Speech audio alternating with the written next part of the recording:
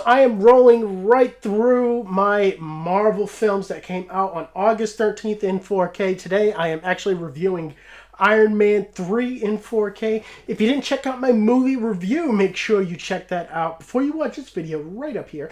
And if you like that video and you feel like this video, make sure you subscribe right down here. And I'm getting to this a bit late, so if you have seen Iron Man 3 in 4K, make sure you leave a comment. Let me know what you thought about that down below. And without any other further ado, let's get straight into the video quality of this 4K release.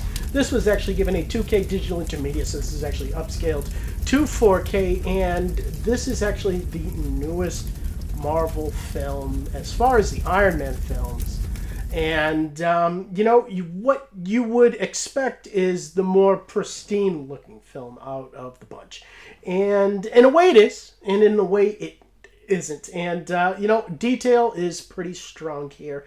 And it has so much in Iron Man's suit. In the surroundings in Tony Stark's lab is just amazing. You can see so many different details and textures there, and especially in facial features and pores and hair, there is a lot to look at here, and clarity is excellent too, although what I do have to say about that is there is a slight amount of DNR here.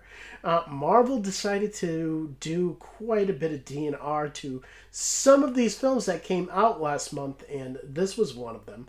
And I didn't really think it was needed, to be quite honest with you. I don't remember a whole lot of film grain here that or noise that needed to be taken away. But here, you have in wide shots some definite real waxy picture quality going on, and that is kind of unnecessary, and it definitely takes away from some of the beauty that is in some of those shots, and it really kind of tints the shading of the lighting as well.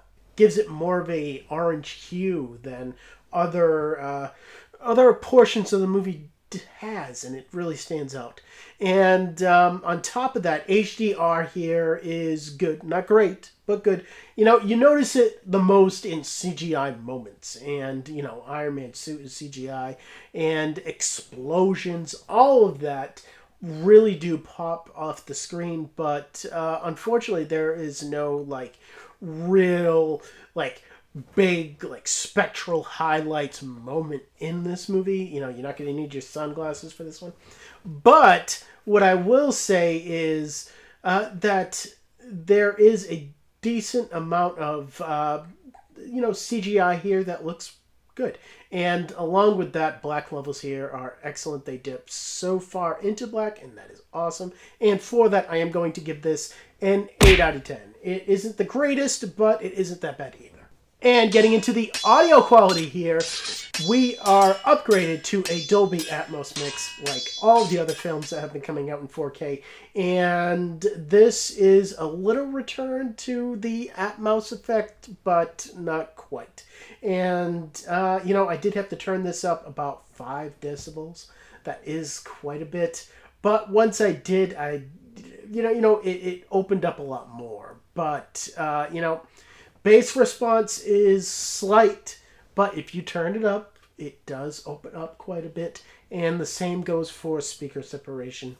Surrounds are really soft here and underused, but this can be pleasing in the surrounds during action moments. And I'll say the same for the height speakers.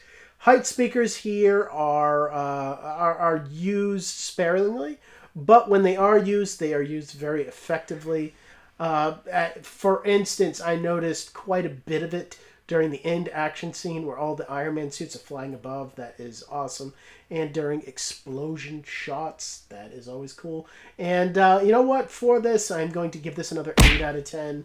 It isn't the greatest Marvel audio mix, but it's not the worst either. It just falls right in the middle there. And the digital code here is a Movies Anywhere digital code, which means that you can download this on iTunes and on Vudu and get the 4K version along with other streaming services that provide it as well.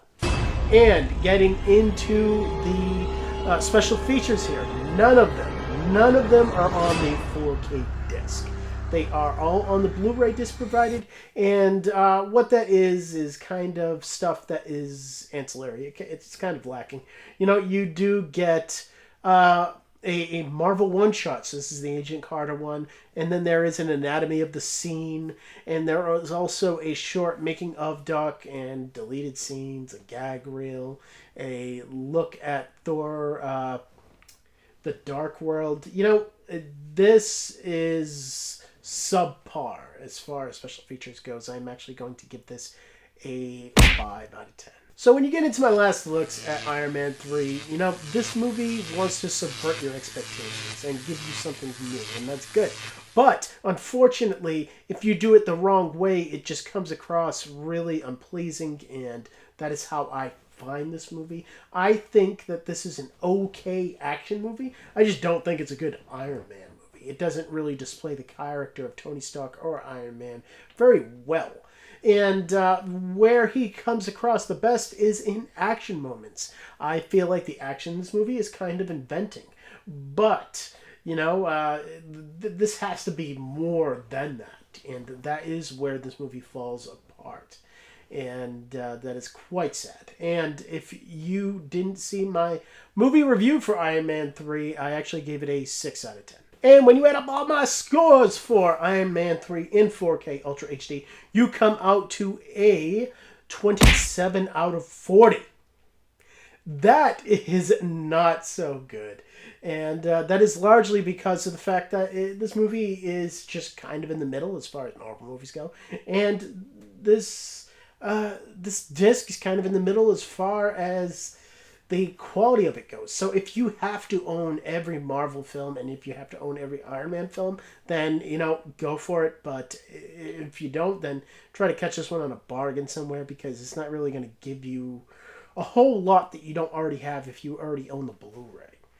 And coming up next, I do have to finish everything off with Thor: The Dark World, and that's coming up next. But hey, if you love me talking about Marvel, don't worry about it. I have to delve back into it again after I finish that, because just last week, Ant-Man, Guardians of the Galaxy 1, and Doctor Strange just got a release date in 4K of October, whatever the first Tuesday is of October. And that is a lot for me, and because of that, I will be getting the movie reviews for those 3 films out to you guys before that release date even comes out. And I'm going to try to really stay on top of it. So, if you are excited about all of that, make sure that you subscribe so you know when those videos come out. And as always, thank you for watching my videos. You guys are awesome. I don't even say it because you know it. And I will see all of you next time.